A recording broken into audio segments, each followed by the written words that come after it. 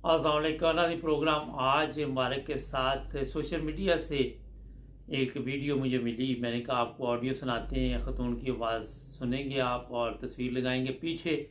मौलाना फजल रहमान के बयान के बाद ख़वातीन बड़े गुस्से में, और ये भी उसी का नतीजा है कि अब सोशल मीडिया पे मौलाना साहब की क्लास ली जा रही है। सुनते हैं ये जी। अस्सलाम वालेकुम। मौलाना फजलुर रहमान का बयान मैंने सुना है। इस बदबूदार किरदार की बकवास सुन के मेरे दिल में एक आग लगी हुई है। मेरे वालिद 71 और 65 की जंग के गाजी हैं। मेरा शौहर कारगिल की लड़ाई में हिस्सेदार था। मुझ जैसी बहुत सी ख़वातीन, हम माएँ बहनें बेटियाँ जिनके बाप भाई बेटे जंगों में खर्च हो गए, मैं शहीद नहीं कहूँगी। इस दल्ले की बात सुन के मैं उनको शहीद नहीं कहूँगी, क्योंकि आज फौज खामोश है। इसकी बकवास सुन के किसी एक ने नहीं कहा कि हमारे बच्चों की, हमारे शौहरों की, हमारे बापों की कुर्बानियाँ रायगान नहीं है। कश्मीर कमेटी के हेड तो तुम थे, हरामखोर। सालों साल वो हड़प करके सुअर की तरह तुम्हारा पेट फूल गया है, और तुम बैठ के पाकिस्तान के फौजियों को बकवास करते हो। रो मैं इसलिए रही हूँ कि इस सरजमीन में अब कोई मर्द का बच्चा रहा नहीं है जो इस खबीस के मुंह पे थप्पड़ मार के इसके दांत तोड़ दे। ये अपने आप को मौलवी कहता है। अच्छा, ये जी नाज़रीन, ये सोशल मीडिया पे वीडियो चल रही थी। मैंने आपको इसलिए सुनाई है कि पाकिस्तान की कौम की जो बेटियां हैं, जो बहनें हैं, जो माएँ हैं, जब उनका एहतराम नहीं किया जा रहा और बिल्कुल तमाम इदारे भी खामोश, किसी में ये जुर्रत नहीं कि मौलाना साहब को बुला के पूछे, कोई सो मोटो ले कि पूरी कौम की माओ बहनों के मतलब तुमने इस तरह के अल्फाज इस्तेमाल किए हैं। और अब आप खुद अंदाज़ा लगाएं कि इस औरत ने ठीक कहा, किस धरती पे किसी को इस तरह की शर्म नहीं आई और किसी इदारे से ये आवाज़ नहीं उठी कि जनाब ये क्या आपने बात की है।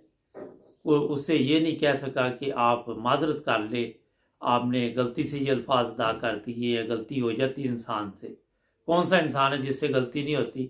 मगर मैं ये नहीं कहूँगा कि फजल रहमान की ये कोई गलती है, ये जानबूझकर इस तरह की बातें करते हैं और अपनी सियासत चमकाने के लिए ये तमाम वो हरबे इस्तेमाल किए जाते हैं जिसमें ना किसी की इज्जत की फ़िक्र होती है इनको, और ना ही किसी का ये फ़िक्र इनको होती है कि जनाब किसी के जज्बात जो है वो मजरूह हों।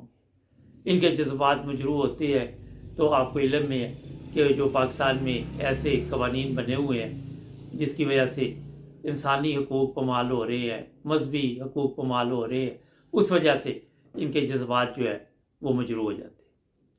आप देखें कि ये ख़वातीन आज सोशल मीडिया पे बेशुमार हैं जो इस वक्त इस तरह के बयान दे रही है। अगर फ़ौज की बात करें तो कुर्बानियाँ पाक फ़ौज की कभी भी हम भूल नहीं सकते। आप अंदाज़ा लगाए कि 65 की जंग थी या 71 की जंग थी या जो भी कारगिल का मसला था, उसमें पाक फ़ौज के जवानों ने अपनी जानें भी कुर्बान की, अपना वक़्त भी कुर्बान किया। अपने कईयों ने आज भी ज़ख्मी होंगे जिनकी किसी की टांग नहीं होगी, किसी का बाजू नहीं होगा, लेकिन इतनी कुर्बानियाँ हमने दी, उस वक़्त भी दी जब पाकिस्तान बना। उस वक़्त भी 80,000 ख़वातीन ने कुर्बानियाँ दी।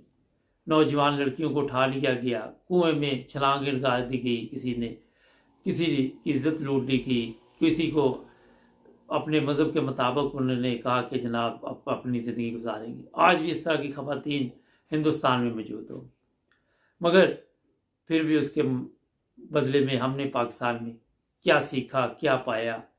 अगर आप फजल रहमान की बात करें तो इसको यूरोप में आने नहीं देते, यूरोप का वीज़ा नहीं इसको मिलता, इतनी इसकी वैल्यू है।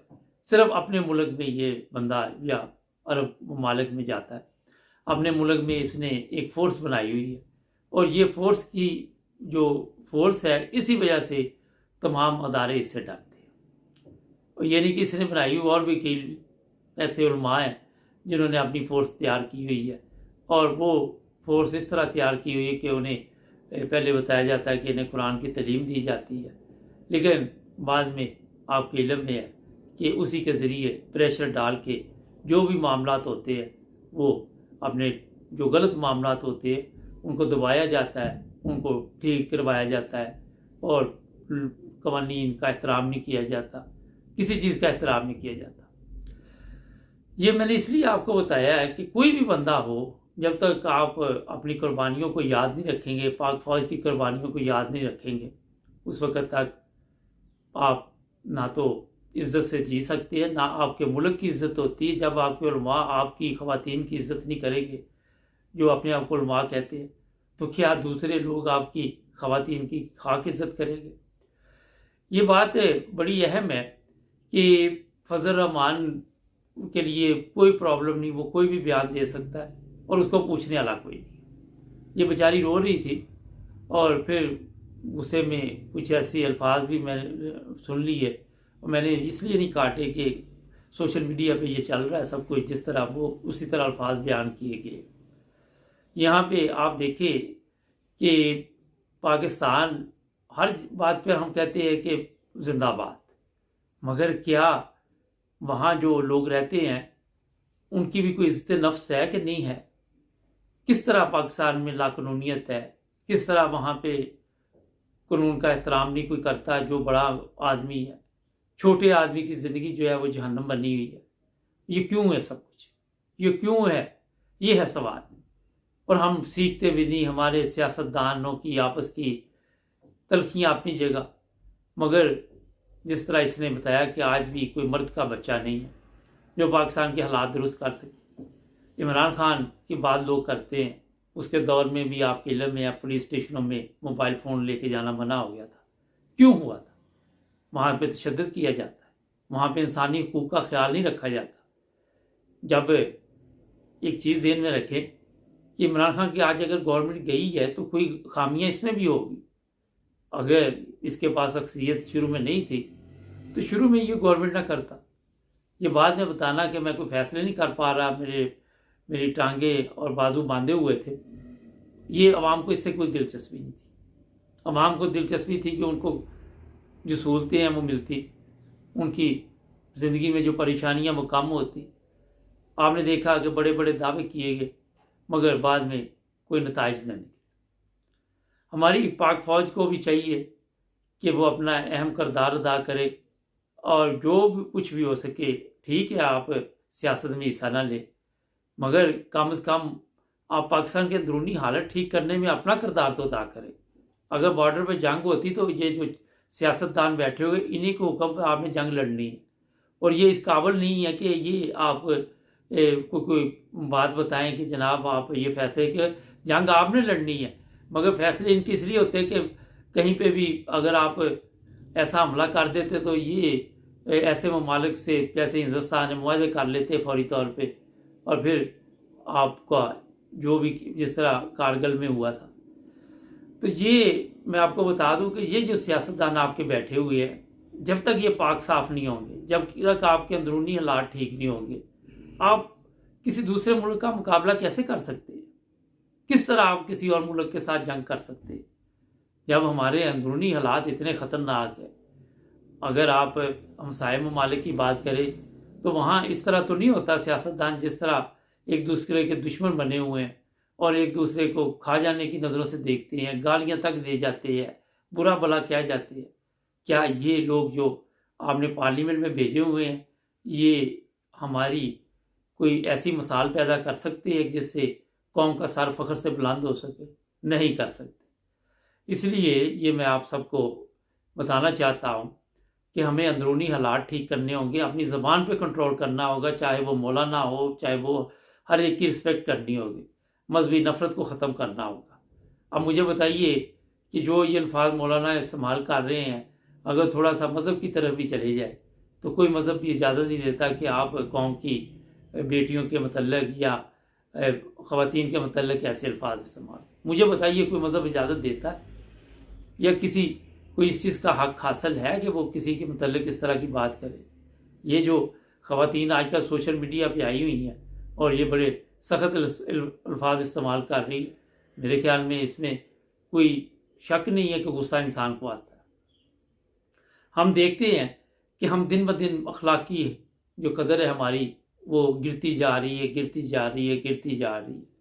ये कौम पे एक अजाब आया हुआ है, हुक्मरानों की सूरत में अजाब आया हुआ है। ये कौम के अपने भी गुनाहों की सज़ा मिल रही है, क्योंकि हम उस वक़्त अपने वोट से भी गद्दारी करते हैं जब वोट का हकदार आपको समझ आ रहा होता है। आप पैसे बेच के, पैसे लेके अपना वोट भेज देते हैं, तो वहाँ पे तो आपके फिर जो लोग इस तरह के काम करते हैं, जिस चौधरी को पैसे दे के वोट लिए जाते हैं कि पूरे गांव के वोट हमारे दिलवा दीजिए, वो भी गुनाहगार है, वो भी गद्दारी कर रहा है। आप अपना आज़ादी राय का हक खुद इस्तेमाल करने के हकदार ही नहीं है। आप किसी न किसी रंग में गुलामी की ज़िंदगी जी रहे हैं, और ये गुलामी की ज़िंदगी क्या आपकी नस्लों के लिए कोई अच्छी चीज़ लेके आएगी? आप पीछे चले जाएं थोड़ा सा। अगर चौधरी का पहले बाप था तो आपके बच्चे जो थे उसके गुलाम थे, आपके वालिदैन गुलाम थे, फिर आप गुलाम हुए, अब आपके बच्चे गुलाम होंगे। ये वडेरा सिस्टम, जगीरदाराना सिस्टम, ये सियासतदान जो देख ले कहाँ से कहाँ पहुँच गए, अमीर से अमीर होते गए, पाकिस्तान गरीब से गरीब होता गया आप सबके सामने। तो ज़रूरी नहीं है कि अब हमारी कोई ऐसे इदारे से आवाज़ उठे कि मौलाना आप लोग जो है सोशल मीडिया पे भी अपने ख्यालात का इज़हार करते। नाज़रीन, हमें सोचना होगा पाकिस्तान के मतलब, हमें गौर करना होगा। जब दुनिया के दूसरे मालिक को देखते हैं तो हम सोचते हैं कि ये कितने आगे निकल गए, और हम वहीं के वहीं। और अफसोस होता है, मैं आपको बताऊं, मैं मुख्तलिफ ममालिक में जाता रहता हूँ, उनमें मैं देखता हूँ किस तरह लोग ज़िंदगी गुजारते हैं, आम पब्लिक किस तरह सर उठा के ज़िंदगी गुजारती है, और वो ये भी कहते हैं कि हमें हमारे बुनियादी हुकूक मिले हुए हैं। और आज पाकिस्तान में किसी को बुनियादी हुकूक नहीं मिले, अखलाकी हुकूक नहीं, समाजी हुकूक नहीं। हमारे चैनल को सब्सक्राइब करें, जुड़े रहें हमारे साथ। मिलेंगे नए प्रोग्राम में।